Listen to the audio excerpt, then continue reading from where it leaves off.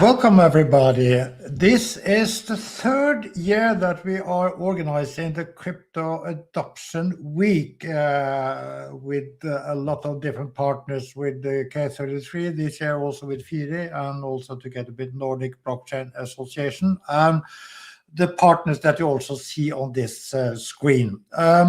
We have already had live events for Denmark on Monday, for Sweden yesterday, and the recordings are available at the same links as we are sharing when it comes to the live events on LinkedIn, on YouTube, and also on the Kaupr landing page.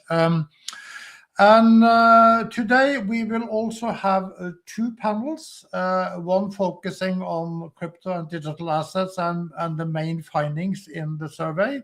But the second panel, then we will also discuss e-money and stablecoins, and that will be moderated by another person, Max, which will then join us a little later.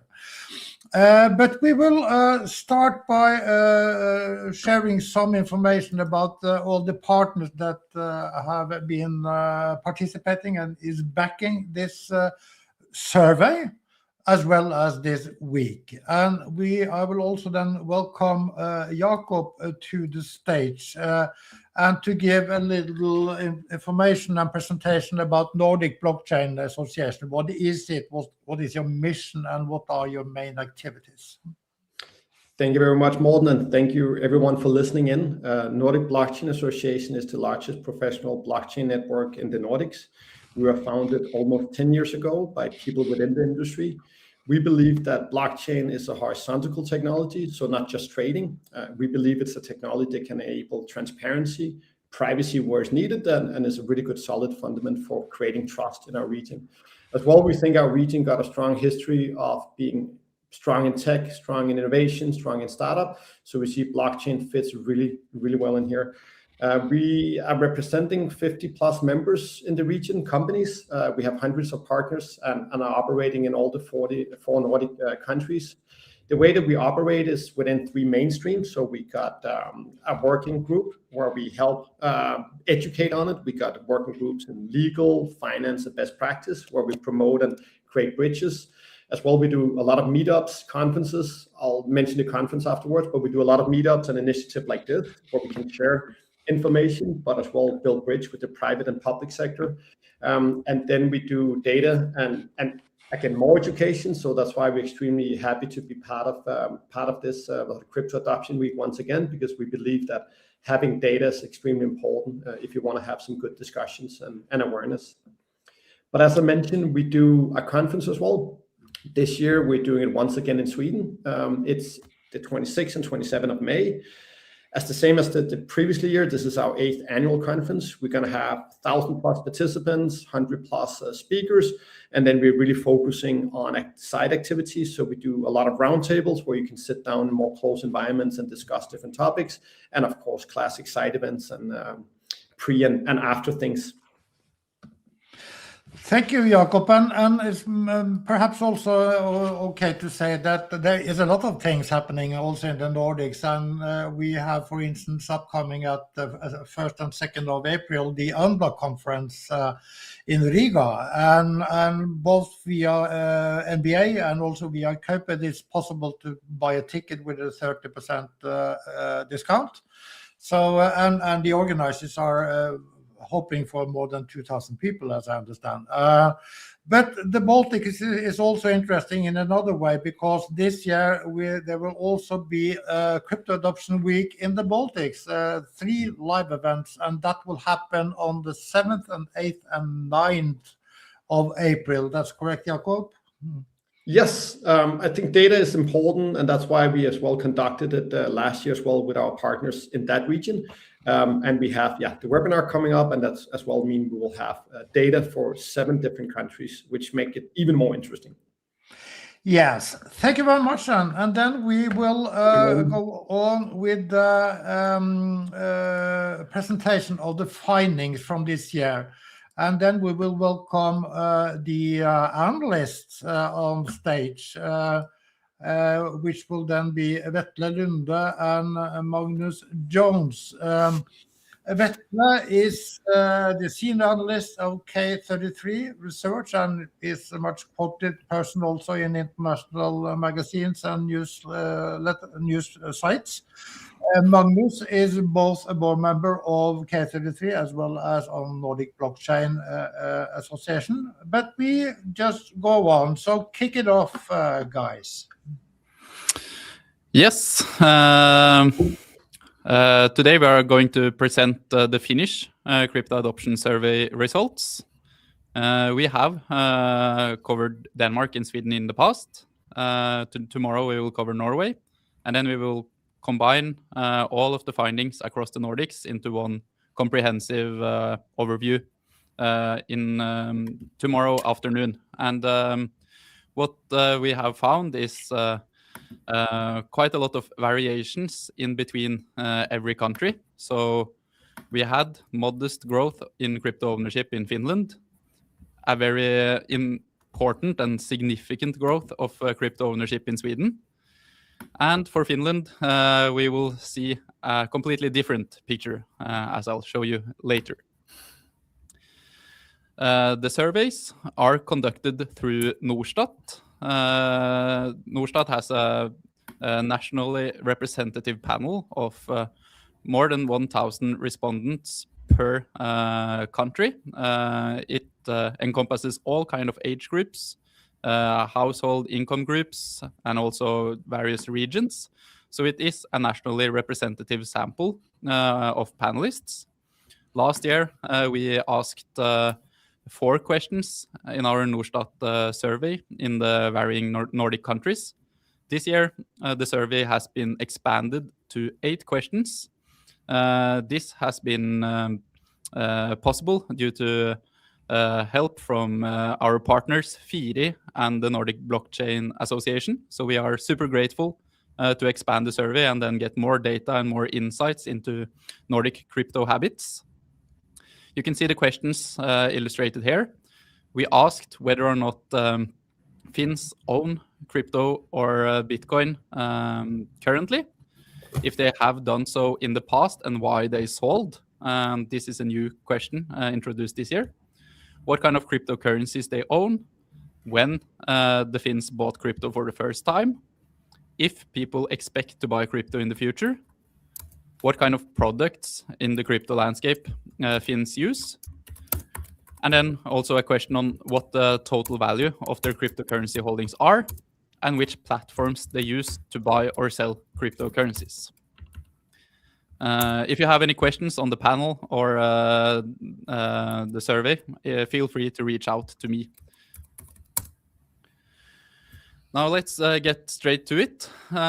Finland represents a very different picture than what we saw in Sweden yesterday. The Finnish crypto ownership rate has declined quite substantially compared to when we ran the survey last year.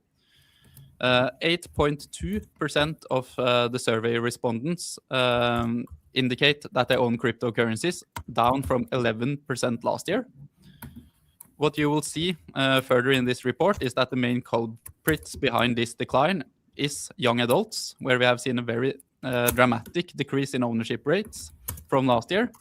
But we also see in questions more focused on crypto perception, i.e. if people expect to buy crypto in the future, that we have seen quite a dramatic decline in people who expect to buy crypto in the future.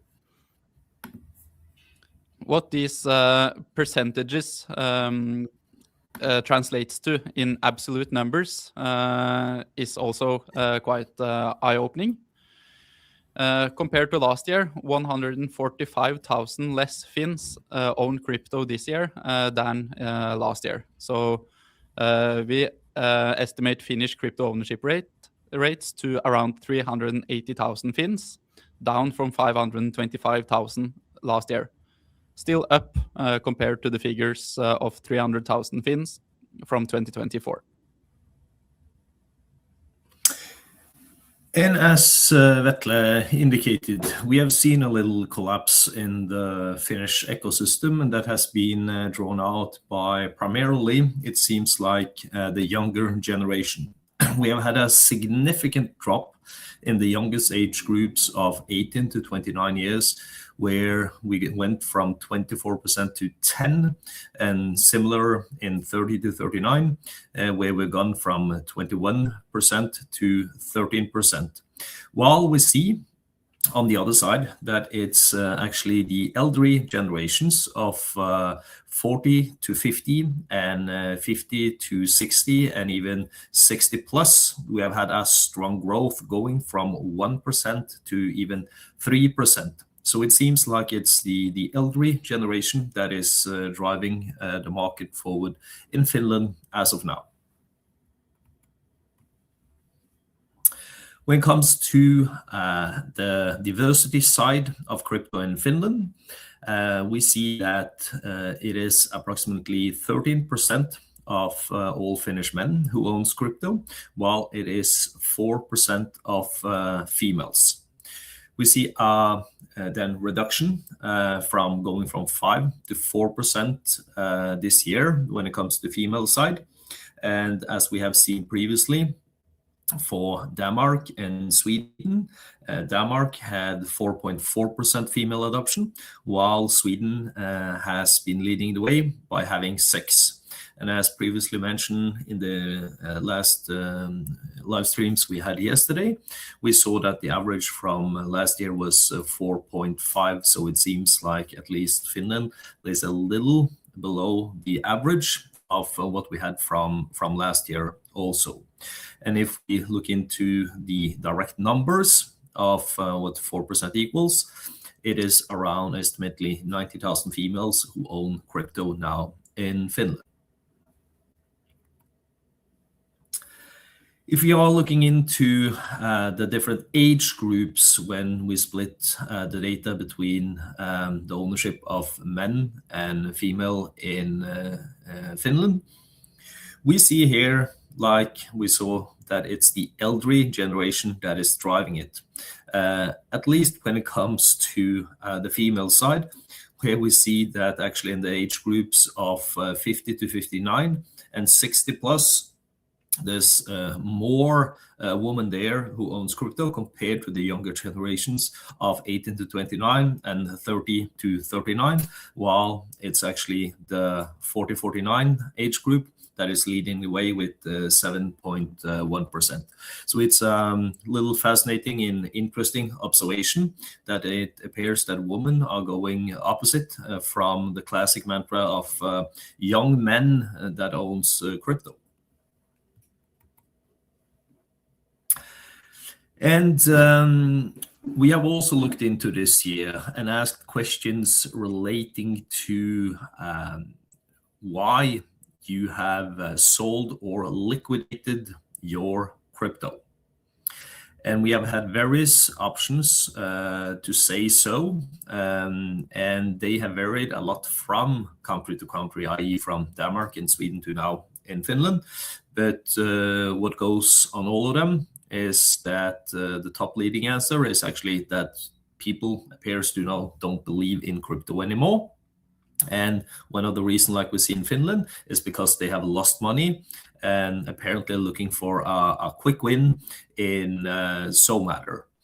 And we see that 9.2% of the respondents here, they stated that they had previously owned crypto, but i.e. they don't own it anymore. And that equates around a little bit more than 400,000 Finns who has actually owned crypto, but sold it. So if we include and combine these numbers together, we see that it's roughly 800,000 Finns that has been involved in crypto in one way or the other, either have owned it or are currently owning it. Just to add some context on this number, Finland is the only country covered here in the Nordic service where we find that more people have owned crypto in the past but sold all of it than there are current crypto owners. So 8.2% of the Finnish population stated that they own crypto, whereas 9.2% of the population said that they have owned crypto in the past but currently does not own any crypto, which is quite a remarkable observation, and it differs quite dramatically from the rest of the Nordics. And in terms of which cryptocurrencies Finns tend to own, we see, unsurprisingly, that Bitcoin dominates and is the most common cryptocurrency to hold, with Ethereum and then XRP coming in second and third positions. So Finnish crypto ownership more or less tracks the crypto market cap dominance of cryptocurrencies and is within the realm of what we would expect. Like in the rest of the Nordics, we also see more prevalent answers of people owning meme coins. So as many as 15% of the Finnish population that currently owns crypto stated that they own Doge, and even 8% said they own SHIB. So this suggests that a lot of Finnish crypto owners have entered crypto partly to trade meme coins, and that has been one of the entry valves. In terms of stablecoin usage, it's more or less equal between USDC and USDT, but the usage of stablecoins in this survey was relatively low compared to other Nordic countries. When we look into when Finns first bought cryptocurrencies, we can see that a third of the respondents in this survey indicated that they bought crypto in the past 2 years. So the current respondents of this survey is relatively fresh owners, whereas we also see a relatively substantial spike of purchasing rates in 2020 in the wake of COVID, and also quite a lot of survey respondents indicating that they bought even before 2015, which is quite interesting and differs from the percentage points seen in other Nordic countries in terms of how many people of the population bought this early.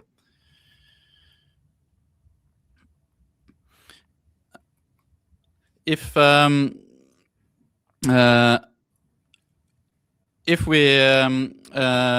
this question is a bit ahead of where it normally is, but we did ask Finnish crypto owners whether or not they expect to buy crypto in the future. And in the sample of the data that we found, we looked into whether or not the respondents currently own crypto, whether or not they have owned crypto in the past but currently does not own crypto, and if they have never owned crypto in the past. And what we see resembles what we saw in the rest of the Nordics, that if you own crypto, you are far more likely to buy crypto in the future. As many as 82% of the current Finnish crypto owners expects to buy crypto in the next decade. And even 45% of current Finnish crypto owners expects to buy more this year. We also see that if you have owned crypto in the past, it's more likely that you expect to own crypto in the future. Current non-owners but past owners of crypto stated roughly half, or 45% of these owners stated that they expect to buy crypto within the next decade, whereas as many as 15% of Finns who currently do not own crypto stated that they consider buying crypto within the next decade. And this, assuming that current crypto owners do not sell, could translate into ownership rates of 23.2% of the Finnish population holding crypto within the next decade. And then the same question monitored from an age point of view. We see that relatively similar dynamics to current ownership rates have prevailed in the different age brackets. In 2025, it was a lot of enthusiasm related to crypto in Finland. Many people expected to buy crypto. As many as 64% of the adults asked last year expected to buy crypto within the next decade. This number has fallen very significantly over the last year to 37%. And actually, fewer Finns aged both 18 to 29 and 30 to 39 expect to buy crypto within the next decade than they did during the survey of 2024. So this could indicate that the crypto sentiment and perception in Finland has taken a very substantial hit recently. We see a different kind of development when we look into the higher age brackets, which resonates with what we have seen in the rest of Finland. When it comes to the preferred trading platforms, we see that Finns tends to prefer to do the trade at domestic exchanges. Sorry. And CoinMotion is clearly leading the way, although they have had a little reduction from 34% last year to 31% this year. However, if you look into typically other places where we have seen previously, like in Denmark, Coinbase and Binance normally has a much stronger position, up to 30% each. Here we see in Finland, they only have 12 and 9%, and they have also been declining. Coinbase going down from 19% to 12%, and Binance from 17% to 9%. North Crypto from the domestic side has been reduced from 15% from last year to 7% this year. And we have also seen that the ETPs, the ETFs, the exchange traded products, i.e. when you buy a stock and a share representing crypto, that has been actually lowered and reduced from 8% last year to only 1% here. So it's an interesting observation when it comes to also comparing it to, for example, Sweden, like we talked about yesterday. However, naturally down to call it the tax reasons surrounding it, that might, represent some parts of it, but it would be interesting also to discuss further with the panel of how we see it in the totality of the ecosystem, that ETPs appears to not be that popular in Finland. And to add on expected ownership rates of crypto in Finland in the future, what we saw in the larger numbers was that 23% of Finns expects to buy crypto within the next decade, which is down from 41% last year. So it's quite a remarkable decline. For some reason, the slide was not included, but we will make sure to include it once the report is published. But what this translates into is just is an overview of Finnish crypto sentiment being severely dampened over the past year, in very sharp contrast to what we have seen, particularly in Sweden. And then we did ask Finnish crypto owners how much value they currently hold in crypto. We found that similar to last year and similar to other countries, it's most common to have small investments in cryptocurrencies, with 57% of the Finnish crypto owning population owning crypto for less than 1,000 euros. This figure is unchanged compared to last year, which suggests and highlights the fact that many crypto investors in the varying countries are not heavily invested, but is playing around with it and testing crypto and has a minor stake in crypto assets. We also found that 19% of Finnish crypto owners own crypto for more than 5,000 euros, which is also unchanged from last year. So this suggests some consistency in the distribution and participation of Finnish crypto owners, with weights being more or less unchanged compared to last year. We have, however, seen a decline in the amount of crypto owners, and in this survey we also saw a quite dramatic skew in how many people indicated that they owned crypto for more than 50,000 euros. Keep in mind that when we drill into this figure, we look into how much we look into the very small population of the sample, so the statistical observations are not that valid as they are when we ask the full sample size. But given the amount of people who indicated that they own crypto for more than 50,000 euros. Our fairly naive back-of-the-envelope approach of estimating Finnish crypto wealth pushes Finnish crypto wealth to 5 billion euros this year. This is roughly half of the combined crypto wealth seen in Sweden, and reflects that Finnish crypto ownership is relatively robust. It's a size of significance, and it's a number and an industry that is of significant size also in Finland.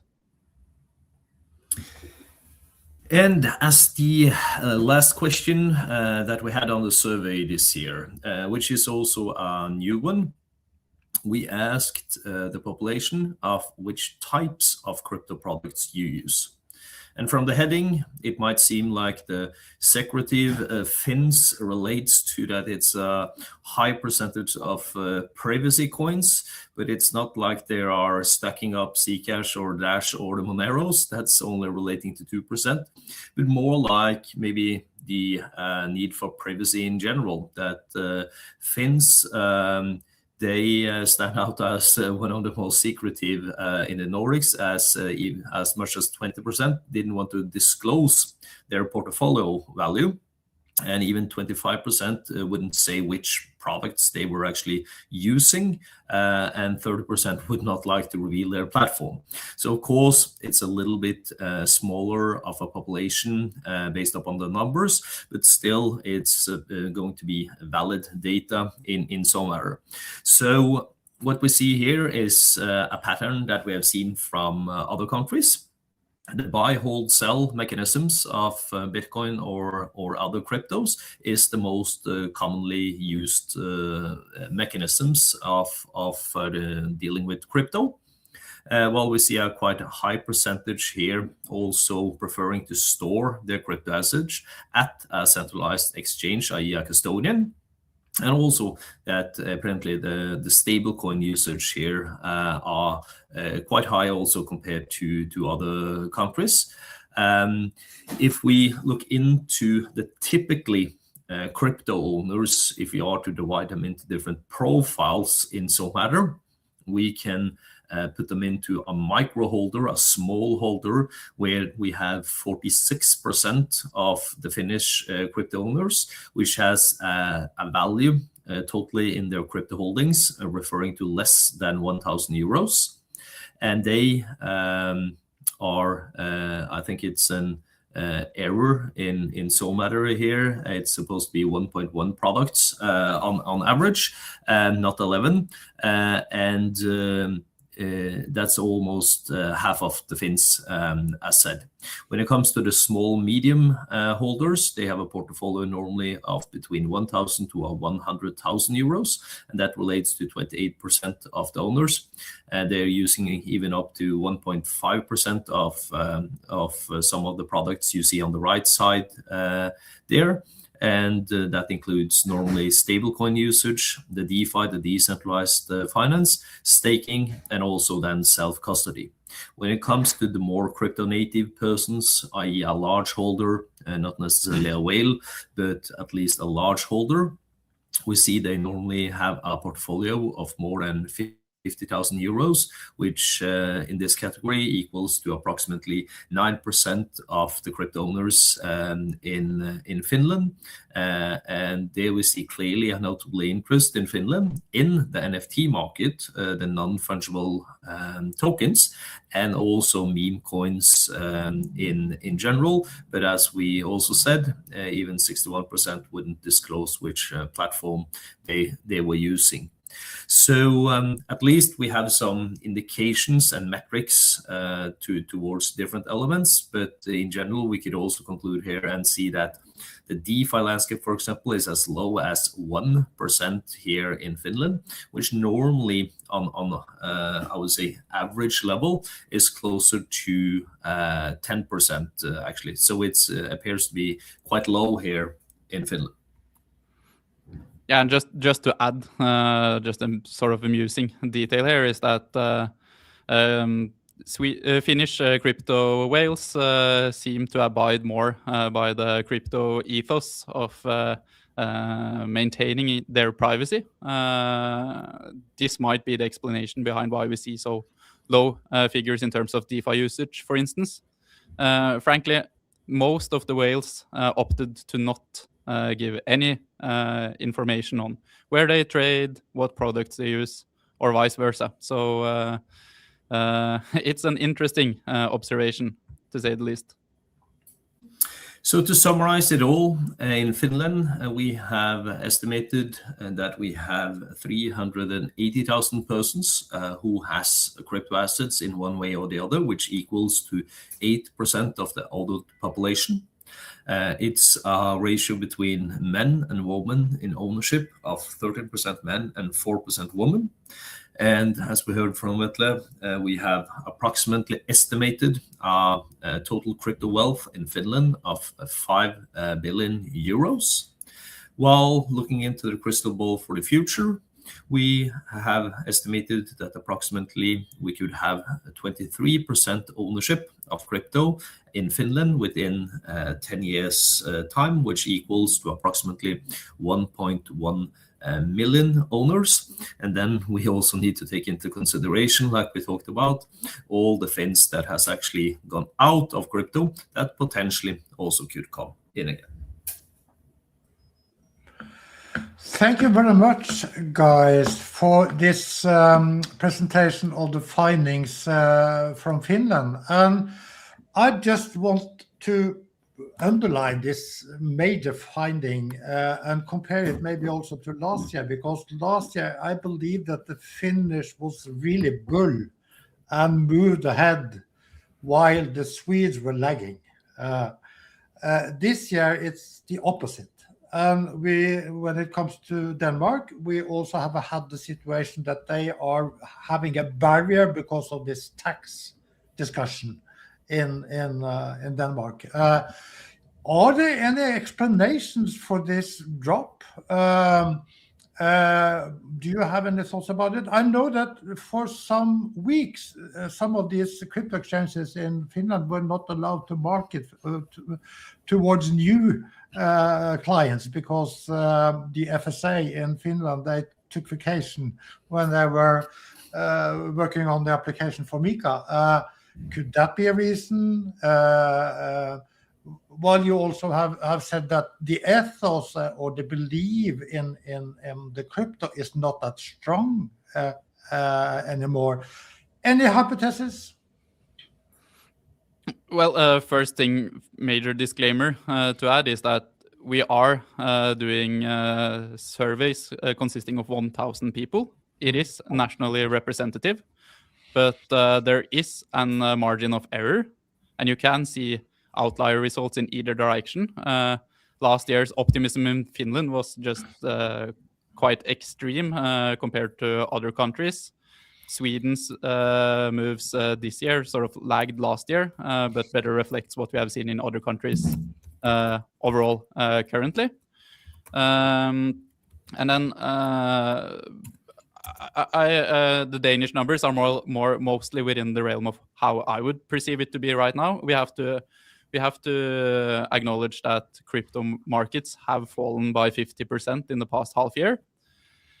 We ask consumers in this survey about crypto. The crypto perception is very tied to crypto price performance, so that naturally leads to more call it adverse perceptions of crypto in the future. It's not hot to be a crypto bull during bear markets. And I also think a second very interesting point to add is that what we saw in Finland this year was a very large decrease in ownership and sentiment from young adults.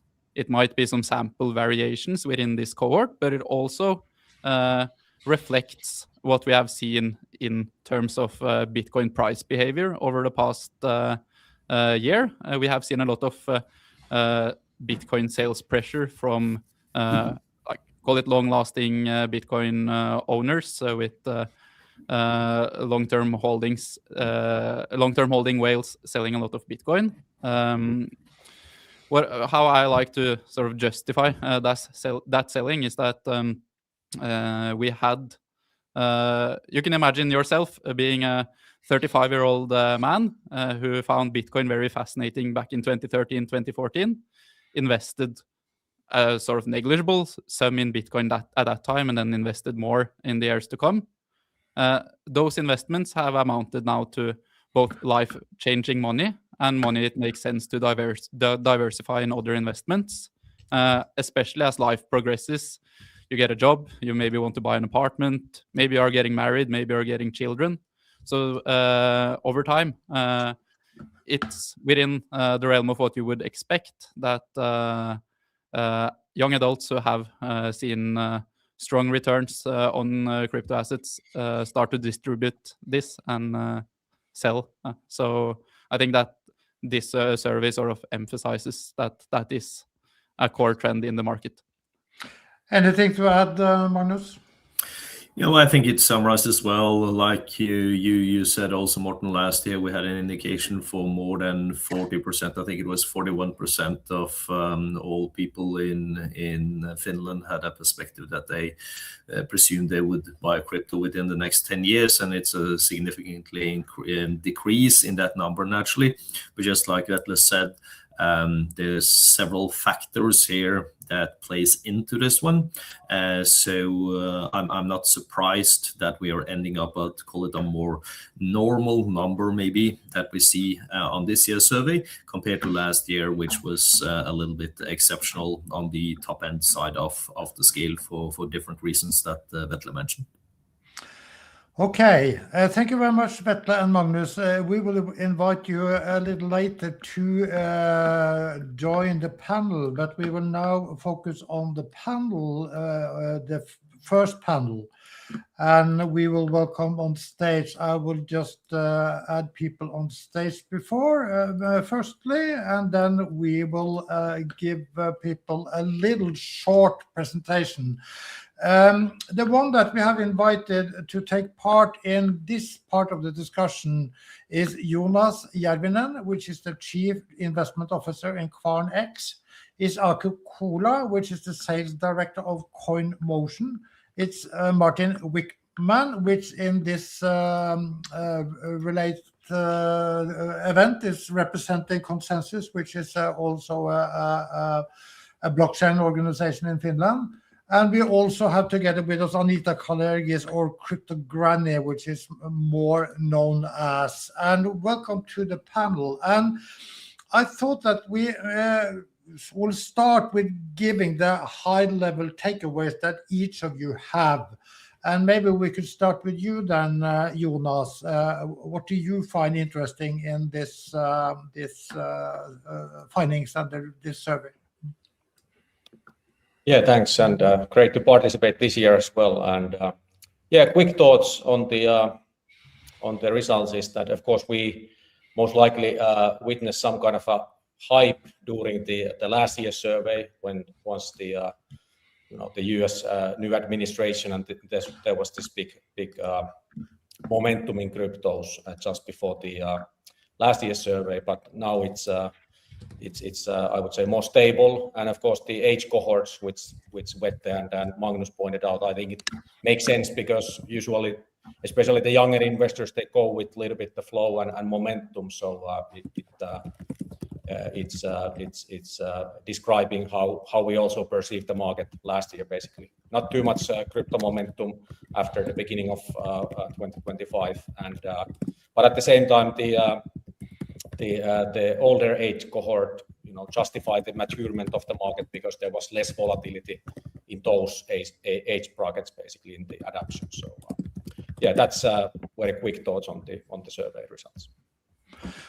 Just remember that you should have the sound off if you're testing, which I call it in Norwegian, because we can all hear it. What about you then, Aki, from CoinMotion? What do you think about the results? What is your takeaway?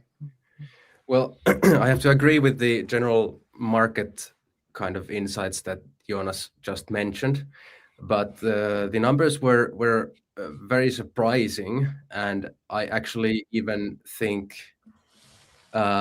so surprising that I would actually contest them a bit. I'm not sure if it's fully representative. I went to see our own data, like you said, or in the research it was said that CoinMotion is definitely the biggest one in Finland, and I actually went to see, since last March we've had about 21,000 new registered and verified users in our service.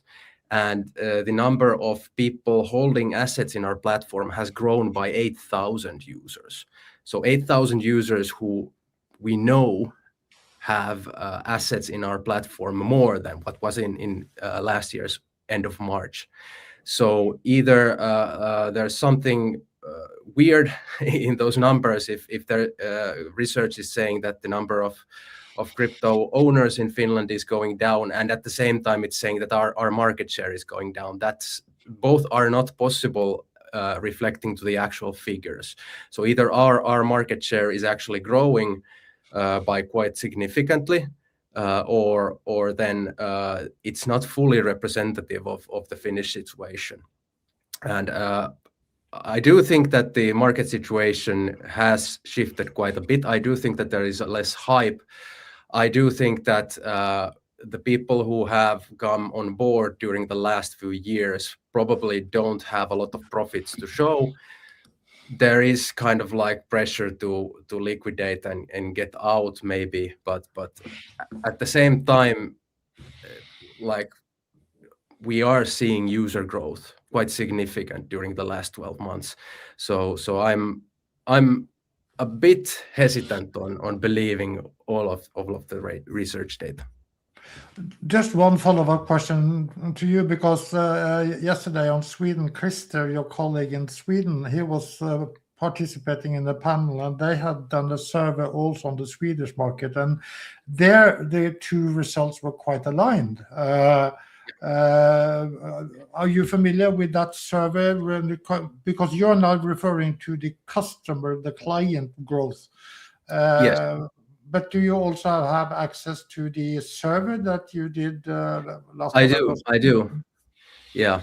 Of course, the Swedish data of the research was quite different. And I do think that there is a lot of similarities. We have published some of the findings of our own survey, and it does say that in Finland there is the growth isn't as fast as in Sweden, of course, but at the same time our own data shows some growth during last year, and I'll give it that the growth was a lot faster in H1, so kind of like in the first half of the year, but still, yeah, I'm kind of disputing some of the data. So not everything adds up. Either we've been able to outperform the competition, maybe some of the customers have transferred to us, or there's something. I do believe that the market has contracted a bit. That's true. There's a lot less hype. There's a lot less opportunities visible for the average users, a lot less positive headlines, all of that. So I do believe in the general idea, but like just saying that maybe the users of our service are not the same as the users who were in the survey of K33. So it's kind of like, so there's some misalignment with the numbers, I'm saying. Okay, maybe it's also time to just reiterate that Vetter said that there are 1,000 people in each country. So when we are finished on tomorrow, there have been 4,000.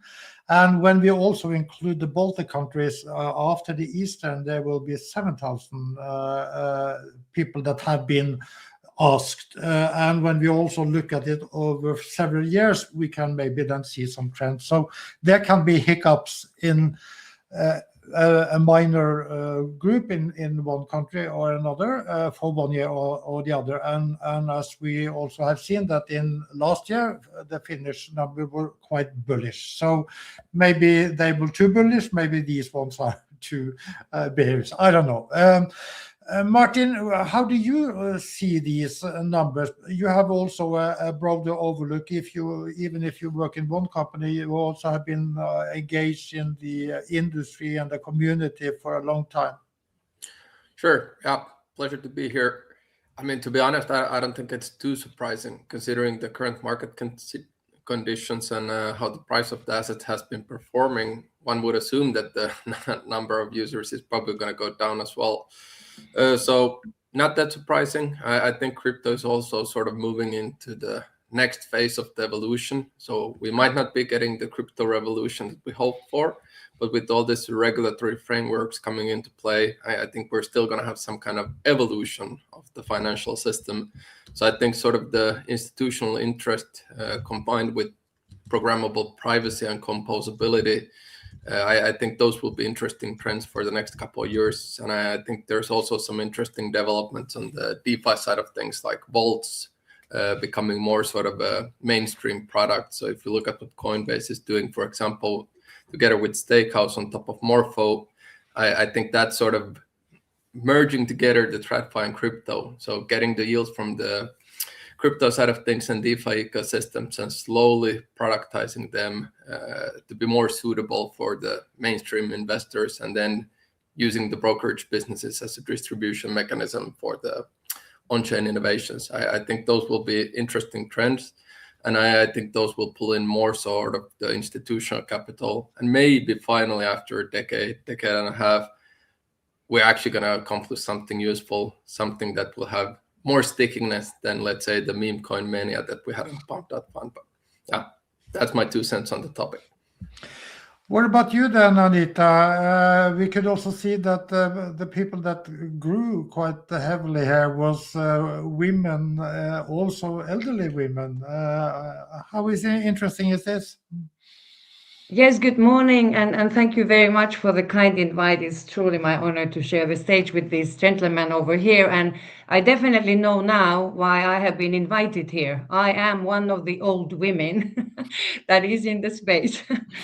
So I kind of second you, Martin, with your insight of that. I'm not that extremely surprised seeing the figures and numbers out there. And then I had made some notes here, so I try to be very quick and efficient. So first of all, I saw that it was over 300 people that was plus 60 years old that responded. So clearly our elderly generation is active in many ways. Then again, ATH all-time highs in the crypto space end of last year, October, November, completely explains to me that the youth, especially within these younger age groups, probably sold out and are now spending the money well deserved to founding family and buying flats, hopefully, etc. Then, of course, we have also the quite high youth employment rates in Finland at the moment, which for sure is motivation to start looking into if it makes sense to sell your crypto at this stage, and then again engage on the later stage, very low prices, obviously, so kind of sell and buy if that's what you're into makes sense. 4% women, very disappointing. But then again, we are equal to the other Nordic countries. So Finnish women are brave. Great to see that. Then again, why the women are not so active, I have no idea, to be very honest. But at the same time, personally, when I am participating quite a lot industry events here and there, but especially in Finland, obviously, I do see a lot of women, younger women especially, present at these events. So the 4%, I don't know. Secretive Finns were in the slides. Yes, that's what we are. So definitely in all these surveys, and especially within an industry like ours, I would very much reflect it with the cultural things. For instance, very quickly, we are the Finns, we are supposed to, keep in secret what we own and if we are lucky and if we are happy, right? So in our culture, it's not to brag and tell neighbors that, whatever I own or don't own. So compared to the other Nordic countries, not revealing all our information, for me, that's a no-brainer. No, we don't. Then again, in general, the industry interest, I think we are one of those nations that truly believe in our government, in our politicians, in our regulators, lawmakers. And in that reflect, I think that the industry people that have been involved and are involved are sort of pausing things for a moment to see when the regulators actually catch up and start to reach the level, so bringing some certainty of the future, how it really and actually shall look. Mika, yes, Mika is there. The ones who know, we are not necessarily very happy about it as it stands, but we have faith that it will get there. So it will be supporting us in various ways as we go. And then the last and least tiny little thing that I paid attention to, that gaming tokens are not of interest to Finns. And I'm a bit surprised because we are the traditional gaming industry country, if you wish, from the Nordics. But then again, obviously we have, and we recognize this Web 2, Web 3, sort of not there yet. So that was something that caught my eye and a bit surprising low percentage. But overall, yeah, this is the way forward, and there is only one way up from here, and that's up. So let's go, Finns. Thank you very much, Anita. I thought that the next topic could be about what you could call churn or lack of attention or whatever you call it, because these numbers were quite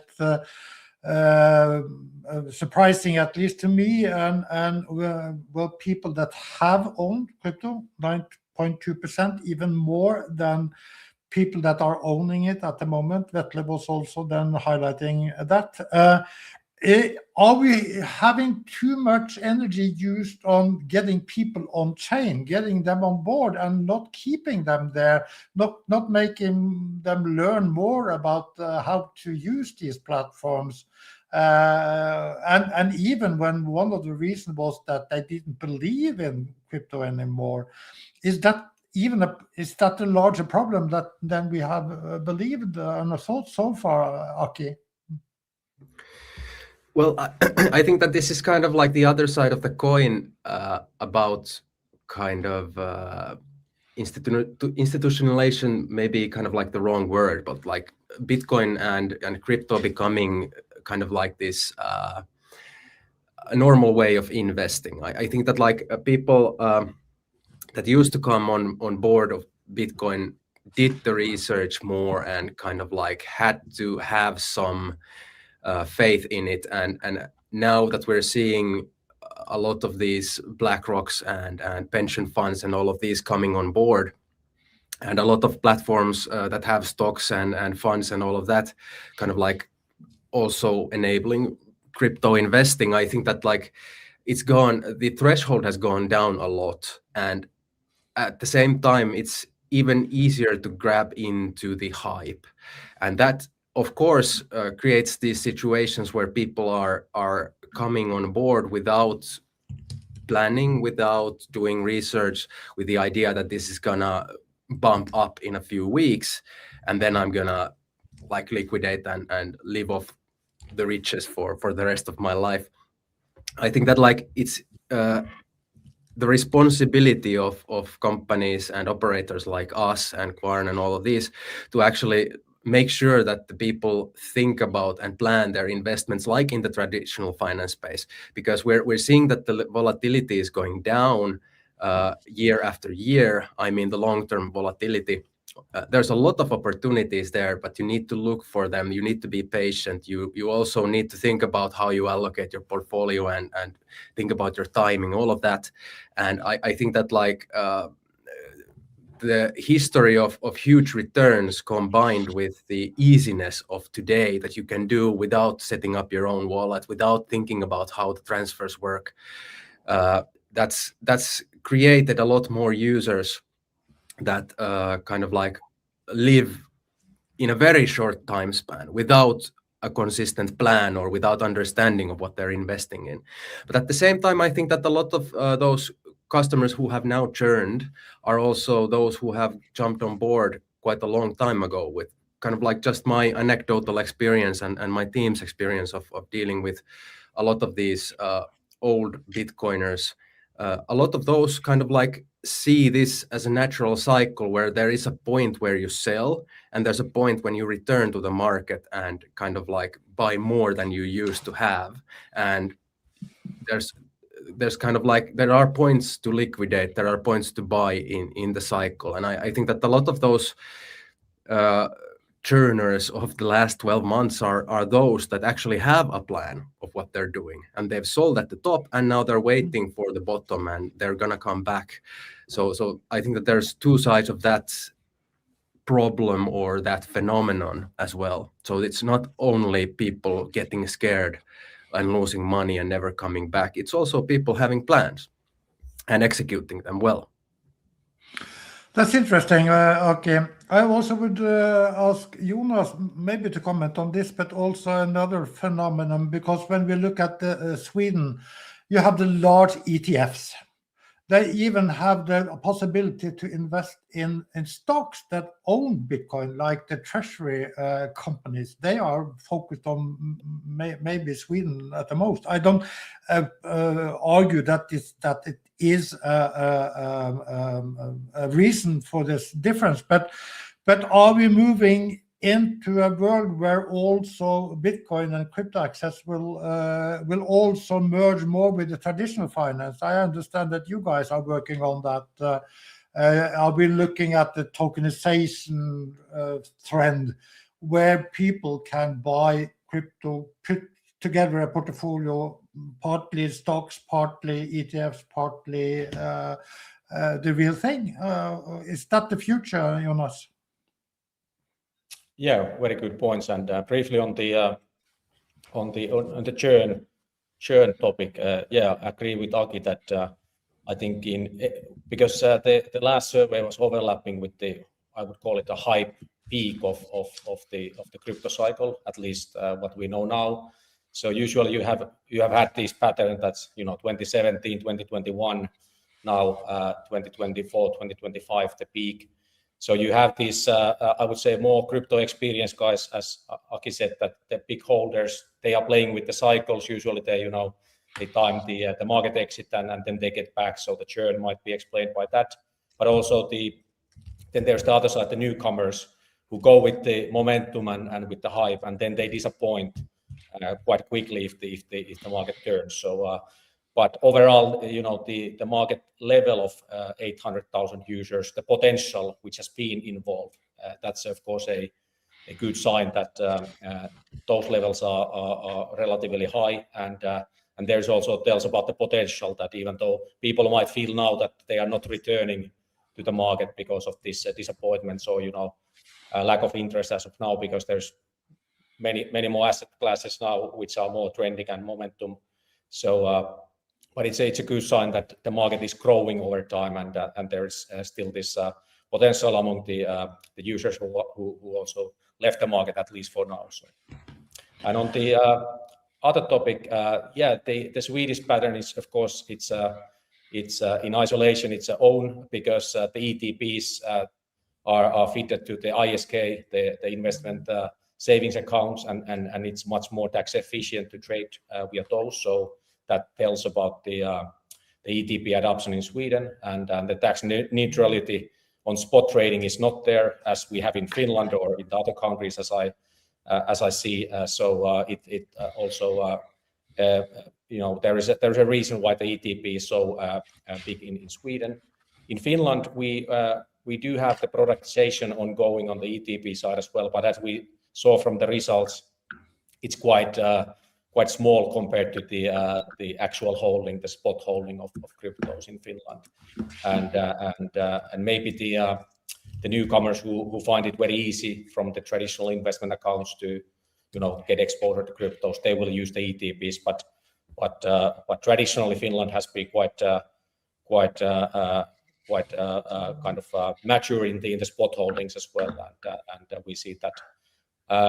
The last point on the tokenization and integrating to this TradFi, of course, what we see from especially in the US at the moment, once the innovation has been flourishing now with the new administration, we have seen a lot of basically unrolling of the product innovation. So basically any crypto platform or traditional online brokerage platform, they are now interacting with quite many innovations like DeFi to some extent, the self-custodial wallets. Now they have onboarded a lot of the tokenized stocks in the platforms as well. All of the big platforms in the US, Coinbases, Krakens, Robinhoods of the world, and of course they are going quite ahead compared to Europe because they have the prediction markets. They have a lot of new innovation, which is very strongly growing at the moment. But we are finally getting there in Europe as well. Of course, the European big platforms, they have embedded with some of the tokenized stuff as well. But now the regulation seems to be going to a direction where you can actually do those tokenized stuff in the crypto platforms as well to some extent. So we are definitely following that trend, and of course that would ease up a lot of the traditional hurdles when it comes to buying and selling of securities and products once we get to the tokenized world. And we have the traditional stocks and ETFs in the platform, and also we are eyeing on the tokenized stuff that once it can be done within the EU regulation, then of course that could be interesting to have those as well. Maybe we also could hear from you, Martin, because when we are trying to understand the news cycles, it seems to be two types of news happening at the moment. You have this sort of bearish trend on the retail side, and we are not at top of where Bitcoin has been, 135,000. We are around 70. But there is a huge wave of news coming out on stablecoins, on tokenization, even on collaboration between the two major stock exchanges in the States, making possible to go tokenizing stocks. And how shall we navigate between these two types of stories, Martin? Yeah, quick comment on the churn part before we go there. Yeah. I sincerely hope that Aki and Jonas are correct in sort of the idea that it's the OGs that sold the top and exited and are now buying back at the bottom. But unfortunately, I don't think the numbers reflect this. The churn is such a significant decrease in the number of holders that let's hope it's all OGs selling the top, but I think it's probably going to be the retail getting roasted again on the volatility. Back to the actual question, stable coins, I think that's sort of an obvious product market fit that is not going anywhere. I think the interest is not just in financial institutions, but institutions in general, just as regular banking service providers and all the other stuff. I think stable coins is the killer use case there. Unfortunately, I think Europe has once again fumbled the ball here. So the regulation for setting up a stable coin in Europe, especially if you go towards asset reference tokens, I think the MiCA regulation is too strict, too complicated, and puts a lot of sort of hurdles in front of the European crypto startups compared to the US, where you have much more clarity in terms of the regulation. And the tokenization part, I think that's sort of the future that we're moving towards. So basically, if you can tokenize all the securities, so stocks, ETFs, and all this other stuff, make it tradable 24/7, and then on top of that, you create the financial primitives using the smart contract platforms and get the composability of these assets. I think that's the future that we're moving towards. Whether it's going to happen in a year or two, probably not. It's going to take a little bit longer, but I think that will bring so much efficiency into the financial markets that it's probably going to be inevitable. Yeah, and stablecoins are going to play a key role. Now we have the Clarity Act coming, so let's see how that goes. But as soon as the private issuers of national currencies can start offering direct yield, so bake the yield into the stablecoins and start offering that to regular retail users, that's going to be a very disruptive moment for the traditional banks. I had to put up one of the comments in one of the communities. Anita Crypto nailed it. Jens at the panel, this is how to explain the markets, paper blockchain says. And well, I could also then ask you, Anita, where is the OGs? Where is the decentralized motivation to go into this space? Are we losing it because now everything is becoming institutionalized? Great question. Thank you very much. The gentlemen here on the panel that know me and my mission. So I have joined the revolution, right? Basically meaning the peaceful, great revolution, allowing everyone to be in charge of their money and independent in the means that no one tells me what I can or cannot do with my funds. Now, obviously, that's not the Wild West we want to have, and I'm very happy and grateful that all the regulators globally and in Europe are catching up, and we are having today already a proper dialogues and conversation within the industry people, especially the crypto exchanges, but also the users, and even the tax office back here in Finland, for instance, is really informing people and educating people. So trying to bring everyone sort of to the same page. At the same time, for sure, one of the blockers, if you wish, is the technology itself. I'm a non-techie myself, and even still today, if I choose to, let's say, be active with my cryptos and use my platforms, the user interfaces are not necessarily user friendly, and if you have no one to go to and ask, that for sure could be one showstopper. Then the other part, obviously very important one, is for everyone to understand is that it's not meant for quick wins and quick bucks, right? It's for a long term, and that's why we sort of treasure the hodlers, the ones that hold.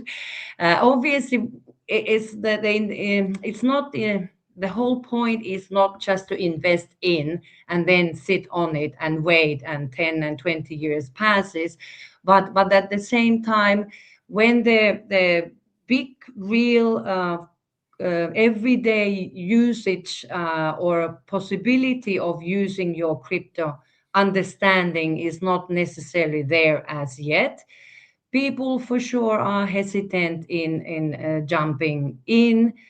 They might not want to share this interest in their surroundings, meaning that they are left alone. Not necessarily finding the trusted source for information to understand, to educate themselves and jump in. So those are the blockers that I see.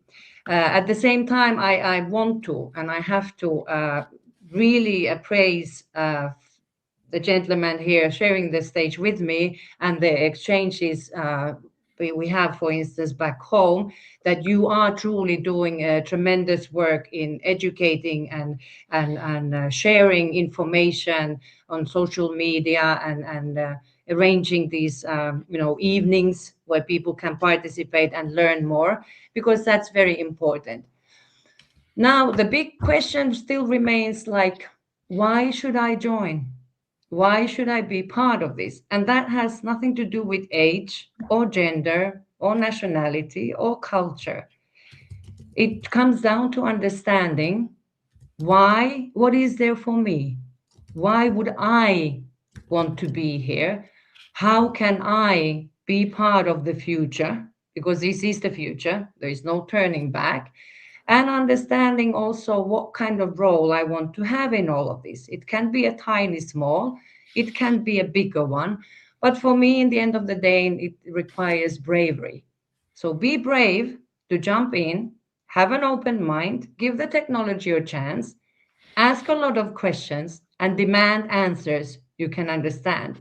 And this is where all these associations whether it's crypto, whether it's blockchain, again, play a big role in enabling that and bringing and presenting these people that you should be able to trust in asking questions and getting very valid answers and hop on. So bravery, curiosity, and that's it. We will also then welcome back Vetle and Magnus, and Vetle, you could maybe have the opportunity to comment on these numbers and the why there has been some questions about them. So Vetle. Yeah, so Aki quite rightfully disputed the number or the question on where Finnish crypto traders trade. The issue with the results from this question is that we first have a sample size of 1,000 respondents. And then when we ask where people trade crypto, we only ask the small subsample, which stated that they already own cryptocurrencies. This leads to some statistical margin of error increasing quite dramatically. So it's should be viewed as a more informative data on typical behavioral patterns from Finnish crypto owners, not as concrete actual facts. But what we have done is asked this question 3 years in a row, meaning that the subsample has become relatively vast and we can identify a trend over time.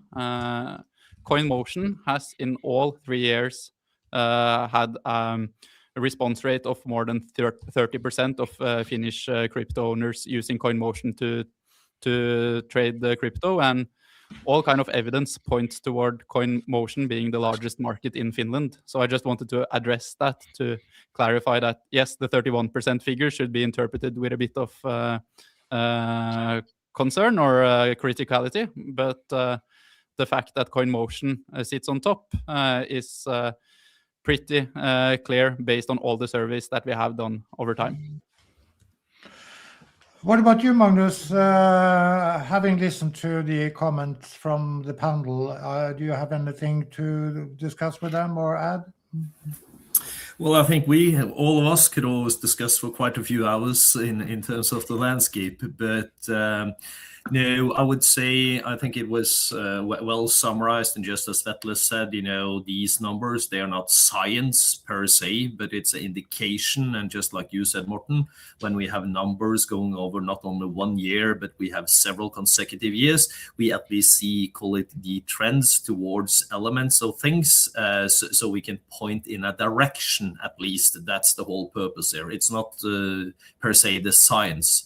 However, like it was discussed here, whether or not it's, call it, whales going in or out or OGs or whatnot, I think some of, call it, the error margins here is also laying down to, like we saw, that there were lots of people who were not answering. And we also have an error metrics that could be that people are not answering honestly also. So if we had looked into all the numbers, I think that reflects the market as far as I see it, also from covering the Nordics for 10 years of what we heard from the panel here.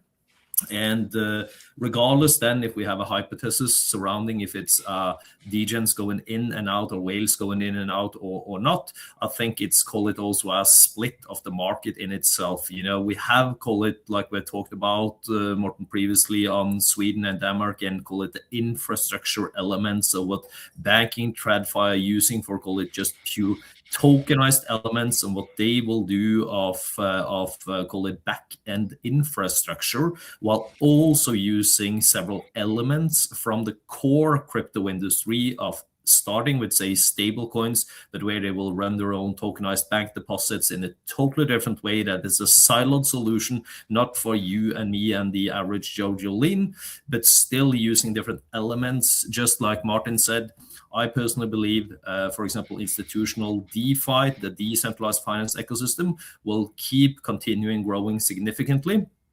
we still on the side need to get rid of a couple of fat fingers in the code, as we've seen in the last couple of weeks, but that's a different thing. It's still the mechanisms of DeFi that I also believe will be the future of finance, just like Anita said.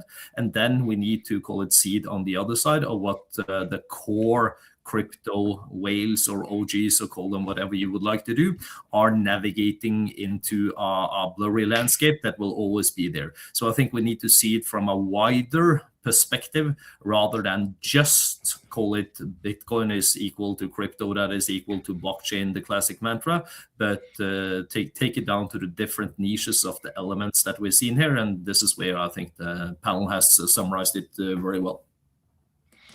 I think we should just add another reflection when it comes to the community, what is happening in the communities, because if you look around, there is a lot of digital asset conferences. There has been a lot of Bitcoin conferences. Last weekend, I think there was in Copenhagen. I attended the BTC Hell in Helsinki last autumn. It was really energized, everybody, 1,200 people. And now there's even planned a Bitcoin conference in northern Norway, in Bodø, imagine. And you guys, David, you are organizing a blockchain and Web3 conference in Riga. How do you see the market? Is the interest for participating in the communities and meeting people in the physical environment, is that in place? Yes. Hi, Martin. Hi, Magnus, and the rest of attendees. Nice to see you. Nice to meet you. Regarding the cryptos, I had a podcast recording last week. It was released, and I always love that when Bitcoin is down, then everyone is saying that it's bad. When Bitcoin goes up, then everyone is saying, "Oh, I needed to buy earlier." What we see now is that here in Baltics and Nordics, there is still a big interest of the conferences, because this year we are planning around 2,000 attendees from various European countries, mainly from the Northern Europe. So I believe there is still an interest. The companies who are not speculating, but actually building these solutions and infrastructure are still working. So I have no doubts about that we will get back to Bitcoin all-time high very, very soon. Yes, and that will happen on 1st and 2nd of April. And as we said earlier, also both Nordic Blockchain Association and Kaupr have a 30% discount on the tickets for that event. So we wish you luck, Davis, and if we don't see you this year, maybe next year. I think I will not see you, Martin. I will see Magnus and maybe some others of you. But yeah, conference is happening on April 1st and 2nd in Riga, Latvia. But if you are coming, I really suggest to come even on March 31st, because this year we have a list of lots of very interesting side events, which will not be only talks about crypto, but also football events, run clubs, discussions about the life. So really suggest, guys, if you're coming to Riga, do it a bit earlier. And see you, Magnus, very, very soon. Magnus will also be on the stage in a couple of speeches. So very nice that you are supporting us for the second year. Much looking forward there, David, and also to add to the context there, just Morten, that we will also then present the high level findings from the Baltic surveys of, i.e. Latvia, Lithuania, and also Estonia. So I have the great pleasure of actually opening the conference on day one, when we will compare these numbers towards the Nordic numbers here, so we can see also a better metrics, like we said, of a wider landscape, and the reason for why Vetle and K33 are looking into this one, and Nordic Blockchain Association together with partners, including the Latvian Blockchain Association and others, because we find them very relevant to point in different directions of being able to navigate the landscape regardless of where you are. And this is where also I believe Unblock and the organizers there has done a great job in terms of naturally calling it the Unblock conference and putting the traditional finance elements into that whole thing. So I'm much looking forward to attending that. Thank you very much, then, Davis, and we wish you luck. And we will then go back to the panel and give everybody that are present the option to give a view about the future. What do you think will happen for the next couple of years, and what role will Finland play in this, and what will the different trends that we see, Bitcoin, crypto ownership, tokenization, stablecoins, what is your look into the future? Maybe we could start with you, Aki. Okay. Yeah, so a lot of thoughts about the future, but I say that I think that we're going to be seeing that the operators in the field need to start specializing. I think that like acting as a broker or an exchange is becoming commoditized, and that's nothing special anymore. So operators in the space need to find their own respective edges, whether it's crypto-backed credit, whether it's something else, whether it's kind of like serving the institutions. We've seen a lot in the Nordics already this year, kind of like companies pivoting, trying to find their direction, and I think that we're gonna be seeing a lot of companies finding their niches in kind of like how they operate. I think that that's gonna being a broker is gonna be quite standard in Finland for a few years. The banking sector here is even slow, even by Nordic standards. So I don't think that like they're gonna start competing with exchanges and brokers quite yet. But I still think that like there's gonna be specialization and probably also companies working together. Some mergers and acquisitions, all of that in the field. In general, in crypto, I think that if we think about it in the investing way, I think that the few next years we're still going to be fighting AI and gold. I don't see that in the Trump administration era we're going to be seeing kind of like a situation where the world politically or economically is going to be a stable place to live in. So we're going to be fighting about kind of like the space for the investor, and that's going to be like, of course, the investment in crypto is not, like Anita very well said, that's kind of not the potato, but for a lot of people it is, and it's kind of like when the potato is hot, people are using it to do other stuff as well. And when it's cold, we're seeing stuff happen. For example, we're seeing now the big mining companies in the world pivoting to AI because that potato is hotter than Bitcoin mining. And that's kind of like these kind of things happen when we're competing with other asset classes, with other important things, important technologies. And for the next few years, I think that we're going to be seeing that. So while I do think that we're going to be following very much the normal cycle, the Bitcoin network is going to do its thing. But at the same time, when we're talking with people who are not in this bubble, we see that it's not the most important or interesting thing in the world, because there's a lot of stuff happening economically, politically, in the investment space. There are a lot of other opportunities on offer for the investor, and that's going to take some hype away from this.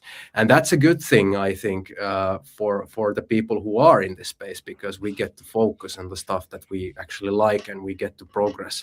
But at the same time, it makes doing business in this sector a lot more difficult. So let's hope I'm wrong, and let's hope that we get a calm situation where the only headlines we see are about Bitcoin adoption. Hopefully we will see 1 year from now whether some of these trends will happen.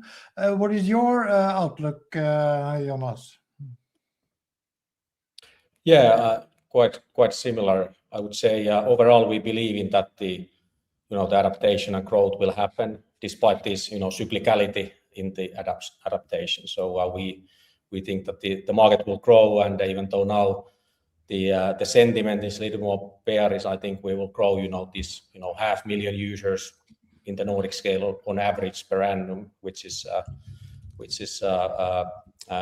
trend, and then the years come and go, but I think the trend is there. And of course then in the Nordic we see that we are a little bit behind or not little, but somewhat behind of the adaptation when it comes to the new innovation, and I would say the more crypto native stuff like on-chain stuff, DeFi, and so on. And we are very circled around the investment teams, as Anita and Aki said. And that comes and goes because it's a storytelling industry at the end, right? What are the narratives people go with those? Now the precious metals, AI has been the hot topics, and it's really hard to get the attention from the crypto side if it's not trending upwards heavily. But yeah, we would need to see also the adaptation, expanding horizontally to the new use cases.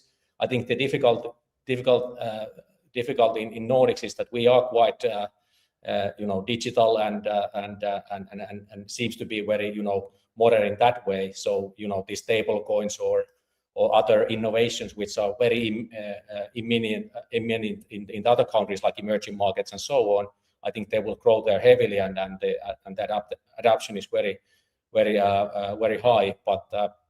But getting those broader use cases, I think that we need to have, and that needs even more broader adaptation and maturement of the sector. But it would be nice to get more kind of use cases rather than only the investment case in the Nordics.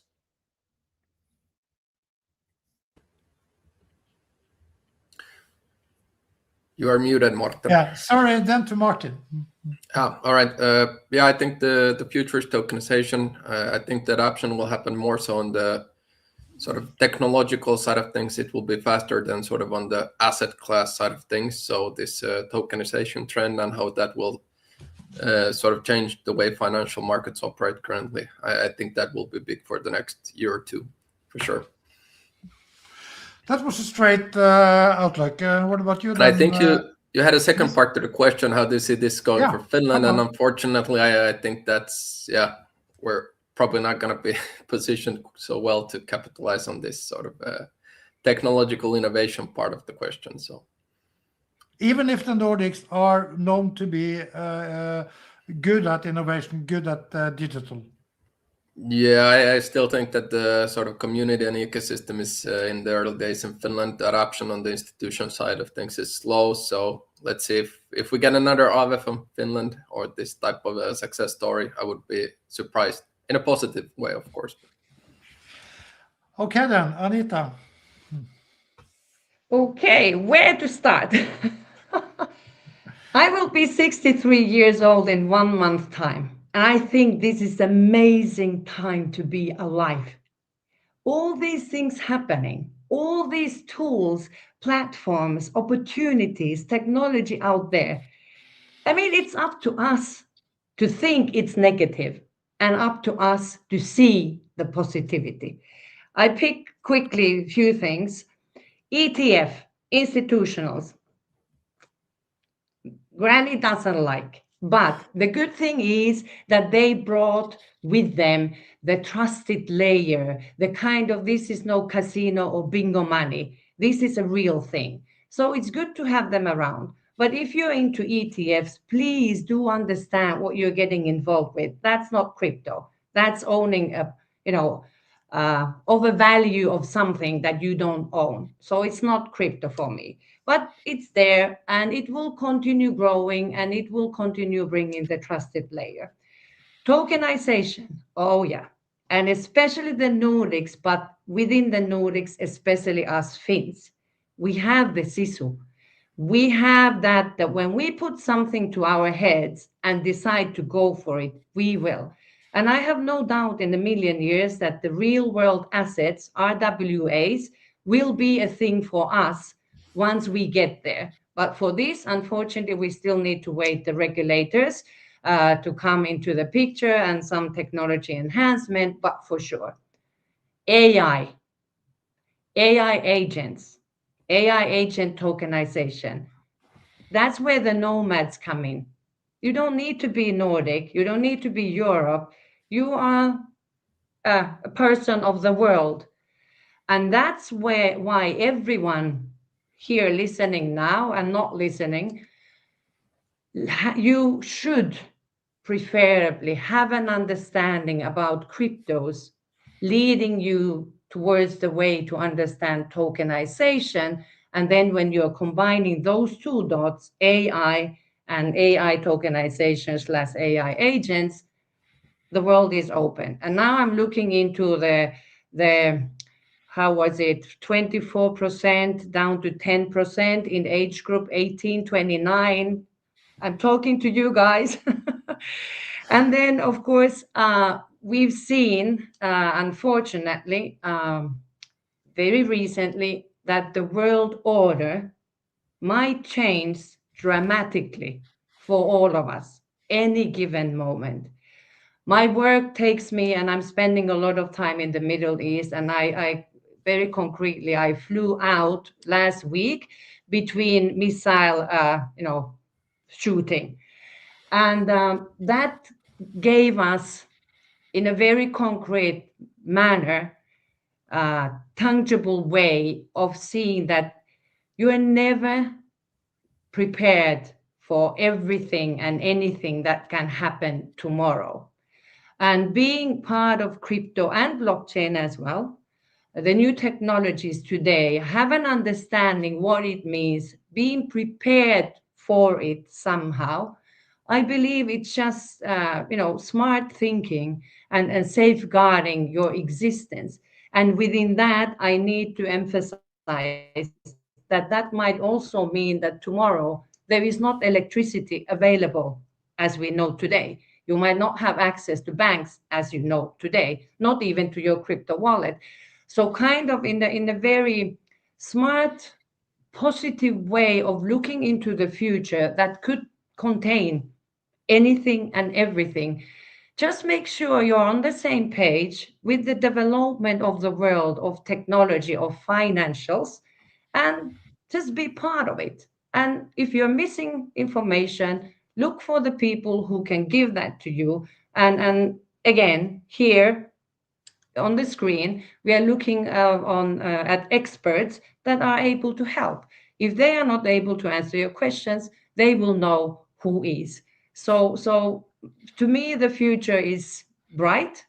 It's curiously interesting, and you can just make it better by being active, involved, and making sure that it shows positively for you. So yeah, all in, not financial advice. Thank you very much, Anita. And we will continue to share knowledge and invite the smart people as you and the panelists. And short end notes from Vetle and Magnus. Yes. So churn and prices are a natural observation in crypto. We have done this survey since 2018 in Norway. Every bear market has been followed by decreased ownership rates in Norway. We haven't done this survey in the past in Finland during bear markets. So what we see in Finland right now is completely natural. And it's easy to get a sort of recency bias and assume that this is a dangerous trend going forward. I concur with that. What we're seeing in Europe and also in the US right now is a huge institutional wave. BlackRock's most profitable financial product is the Bitcoin ETF. More or less any tier 1 bank in the US is involving themselves in crypto through crypto trading, crypto custody, or launching some kind of crypto products. The same is happening in other countries in Europe.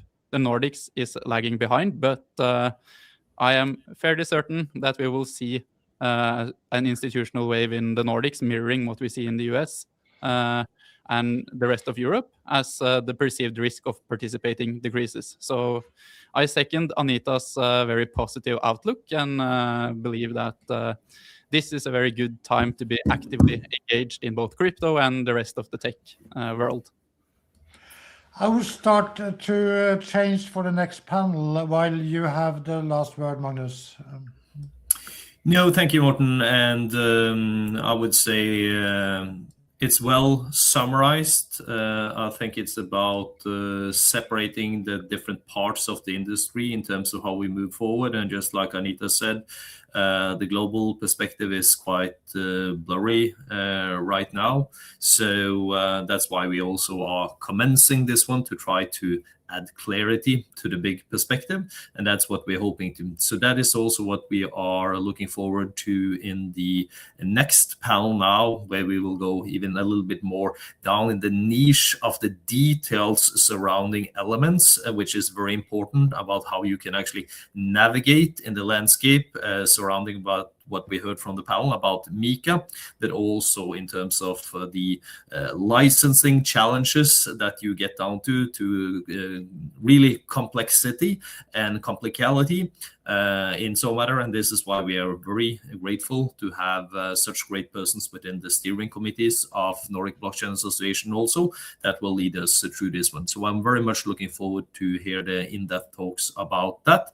And having said it, as the last word, Morten, I would still say that as well and good as I know the Finnish ecosystem and the market, I think it is very representative what was said there, that Finns are a little bit more, call it introverts. They're a little bit holding back and they're not going out and bragging or talking about what they're doing. But I can promise you from all the great people I know in Finland, there's so many great minds and great things that will arise out of Finland. So if you look apart from, call it just the numbers of adoption, I'm still very positive towards the development and also what we will talk about further tomorrow, like i.e. Stablecoin provider Paxos establishing themselves with an entity where they will run and drive their European and EMEA business further from a company in Finland. So that's also actually an interesting element as an anecdote to the Finnish ecosystem.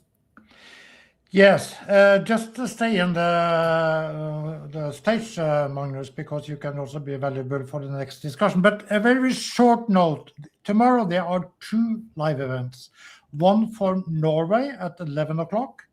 And for the first time, we are also splitting out on a separate live event for the Nordics, where we summarize the findings and compare them.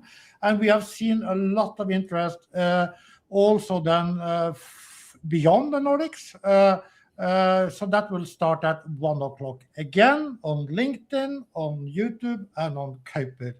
But now we will go to the other panel, and I will then go off stage, and I will then give the word or the mic or whatever you call it to Max. So welcome, Max, and you will maybe then introduce the topic and also the panelists. Very good. Thank you, Morten, for having me. And welcome everyone for our fireside chat on what else than EMTs.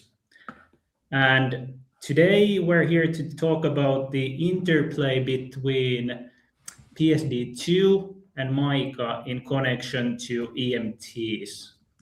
And as Morten introduced me, my name is Max Atala. I'm the managing partner here at Nordic Law. And at Nordic Law, we're specialized in the legal affairs of Web3 and crypto asset companies. And here with me to discuss about this interesting topic are no other than the CEO of IDPay, Sasha Brush. Welcome. And then the Chief Compliance Officer from Kvarn X, Patrick Ark. Okay, so I gave a little intro about myself, so it's your turn now. So if we start from the youngest to the oldest, I know Sasha is the senior member here with me. So Patrick, please go ahead.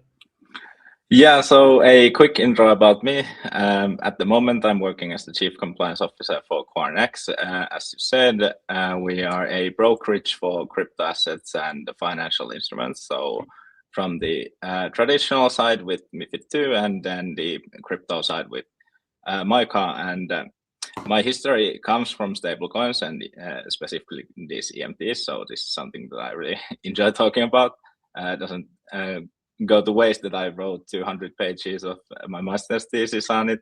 But basically, we issued the first EMT on the MiCA, and then Paxos acquired the company that issued said EMT, and that's pretty much my history with this. And Max was a part of these and legal discussions then as well.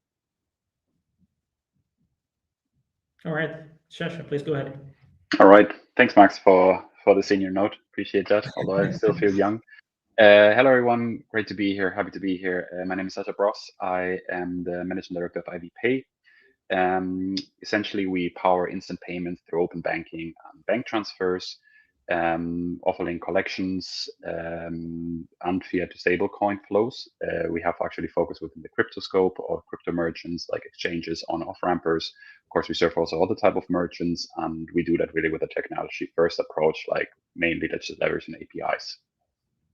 In terms, just quickly, maybe of some background, I do come more from I wouldn't say traditional finance, because I always spent my life in fintechs. So while still PSD2 heavy or PSP payment institution style, it was still fintech. So we try to do things a little bit different.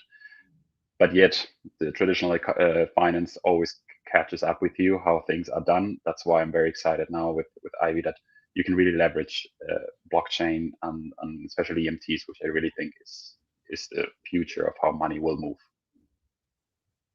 Very good. Thank you, Sasha. Maybe one keynote here to also mention is that we're all lawyers here. So Sasha as well is a lawyer, even though he's more in the operations side nowadays. But to kick things off, I think the low-hanging fruit here is an explanation about EMTs. And given, Patrick, your background, I'd say that you would be the best candidate here to give a brief overview on what EMTs are and what their legal nature is. So I'll start off with the non-legalese definition of it. It is basically a token in any sort of blockchain or any sort of environment that resembles a blockchain. Doesn't need to be a public blockchain, doesn't need to be a blockchain at all. Something that is digital and is moving around in a distributed system, online or offline, is considered a crypto asset. And then if that token or crypto asset references or is pegged to a fiat currency of any sort of country, then given that it's an official currency of the country, then it's considered an electronic money token. What happens with the actual electronic money token after that, if it is in the scope of MiCAR or not, that's another discussion. But in essence, the token that references a single currency of a state is considered an EMT. All right, then maybe to supplement that that was the layman's terms of what a stablecoin is. And then if we go to the prudential side of what EMTs are, they are essentially considered both e-money from the PSD2 and EMD2 side, and then crypto assets under the MiCA regime. So this brings us to the heart of the issue and the actual topic that we're here to discuss about today.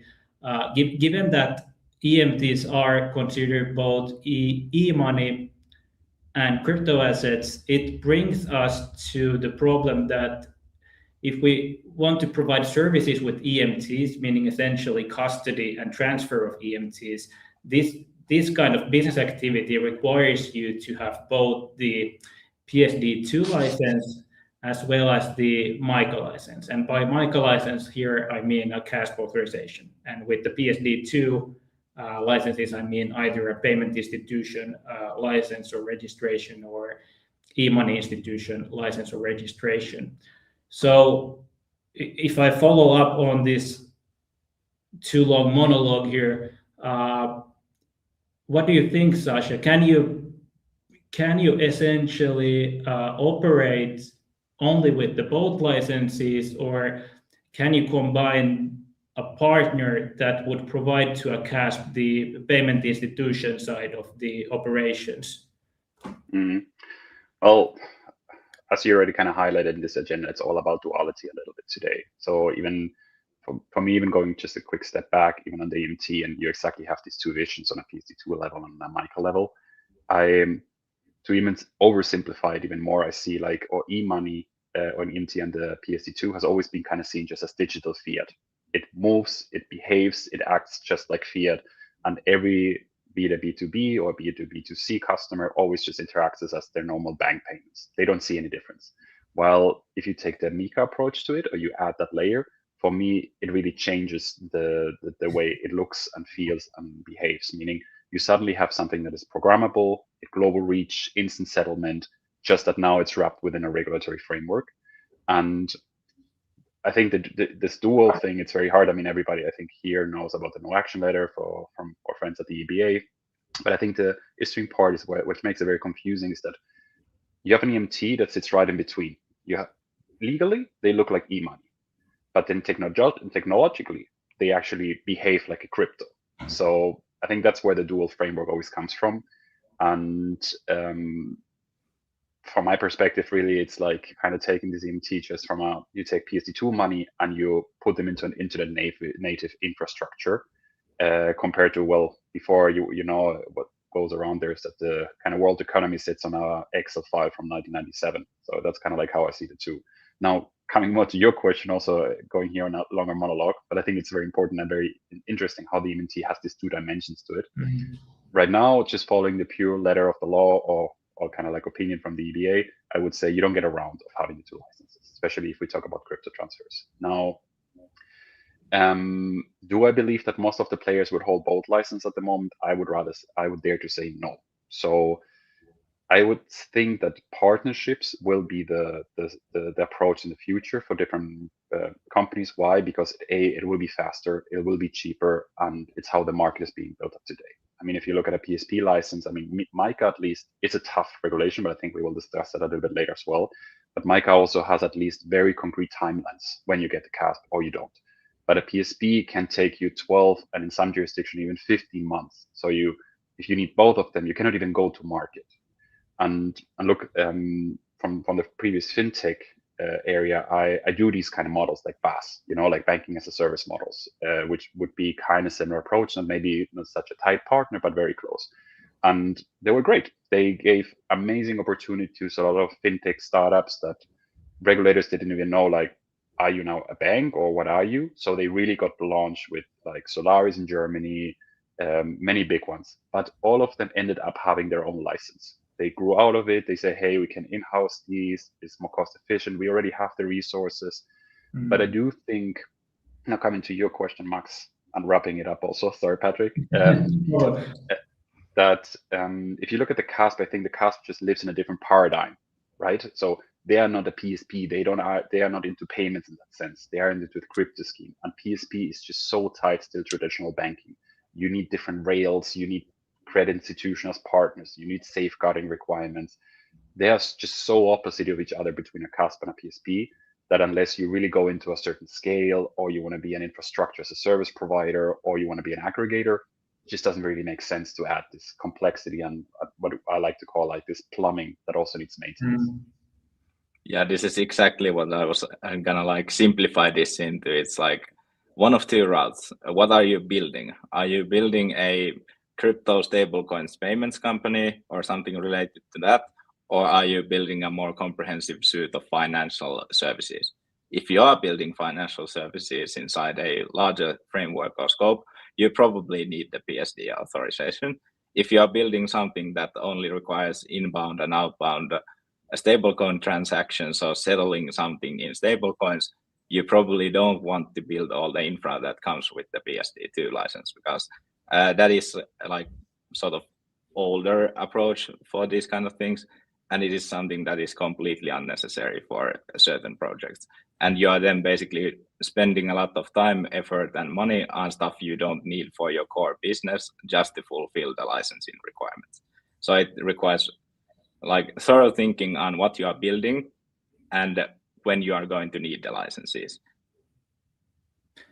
Yeah, very good points from the both of you. I completely agree with you. It's in my opinion, it's totally dependent on the business goals of the company that operates with EMTs. If, as Patrick you now summarized, if you plan on essentially using EMTs as payments, then it makes sense for you to have both licenses yourself. If you just intend to operate as, for example, a crypto asset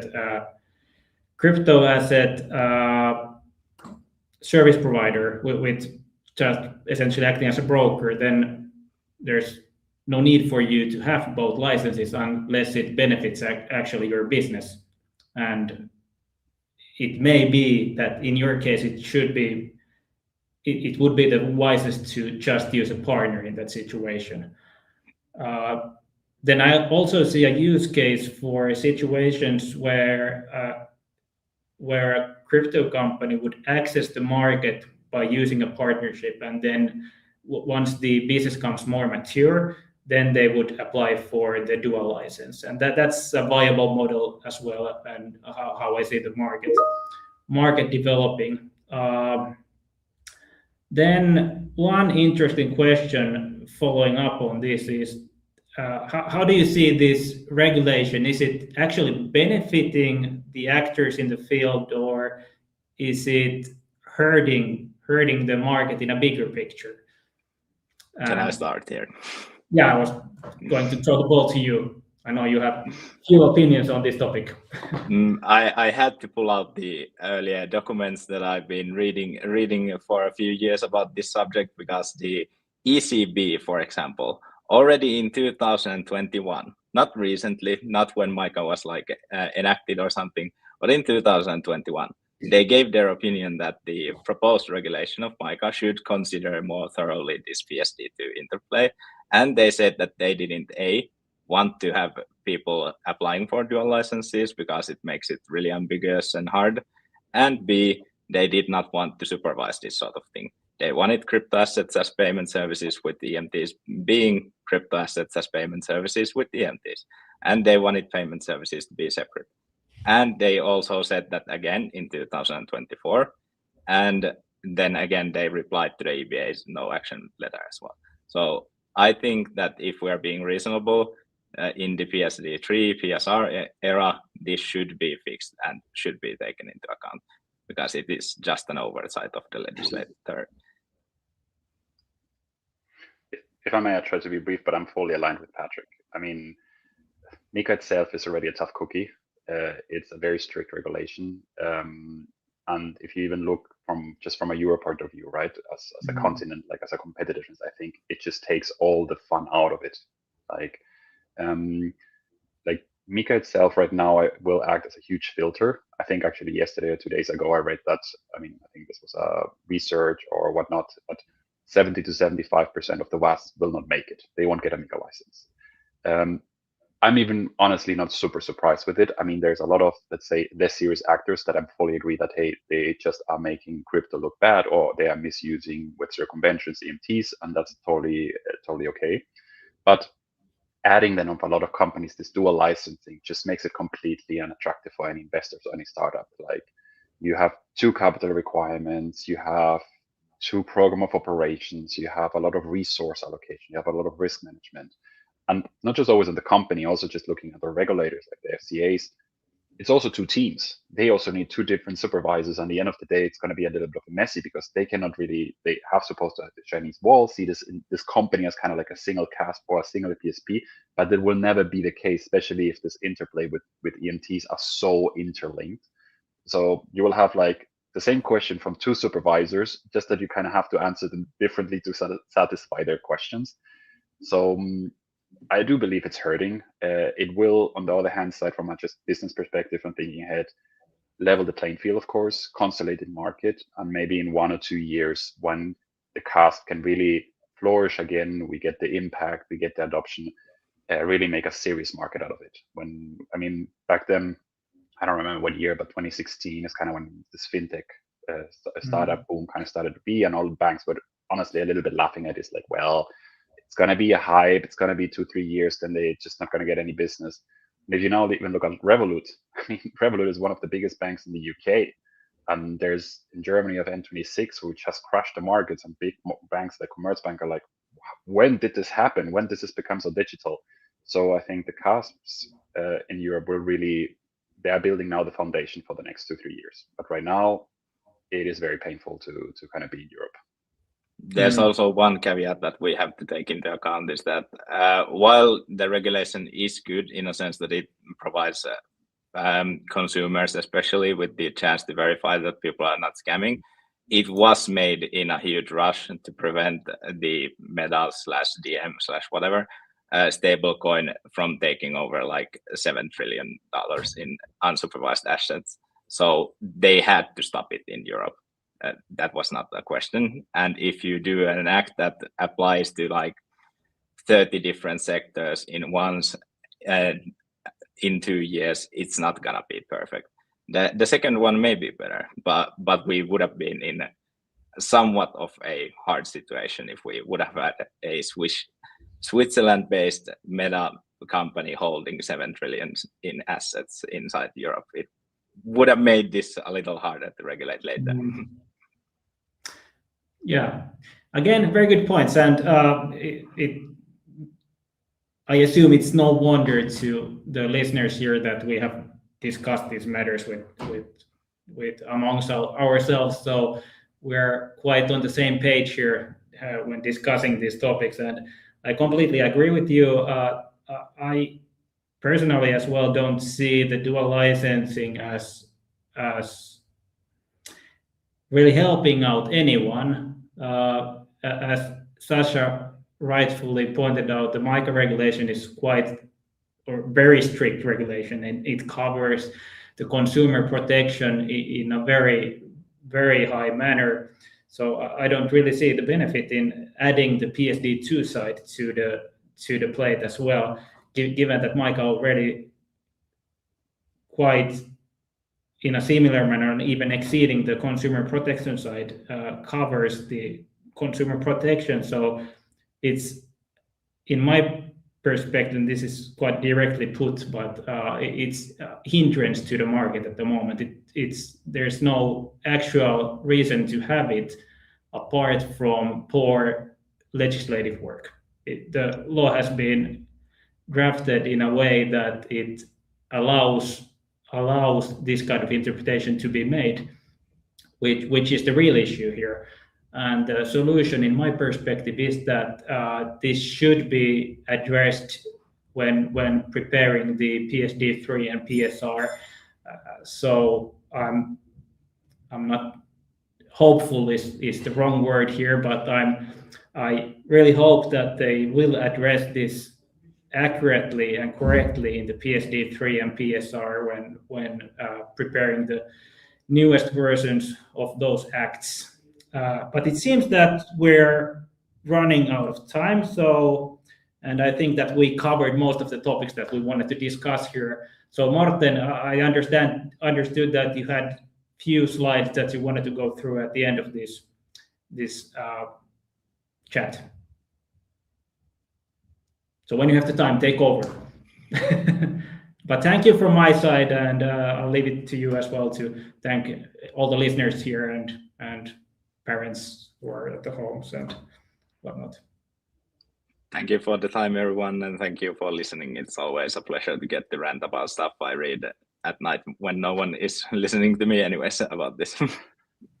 Yes, thank you very much, Max, for moderating this talk, and for Patrick and Sasha to participate. And this again shows that crypto, digital assets, money is moving into all parts of the economy. So people have to wake up in many regards, I think. So thank you very much. And I will just give a short closing remark.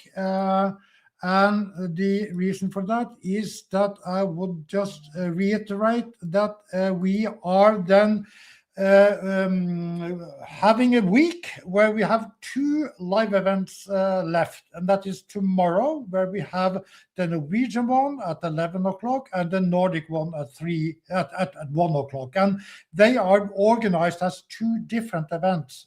Last year they were a continuous event. So you have to be aware that there are 2 different events, both on LinkedIn and on YouTube, but on the same page on Kaupr, you will find them both. And on Friday, we on K33, which is responsible for the survey, will also then release the reports. We will also share them on the landing page at Kaupr, where you also can find the recordings, all the recordings that are there for now. Denmark from Monday, Sweden from yesterday, and Finland from today is available to be watched also as recordings. So we just then thank you guys very much for participating, and all the people also for watching, and then we will wrap it up right now. Thank you very much.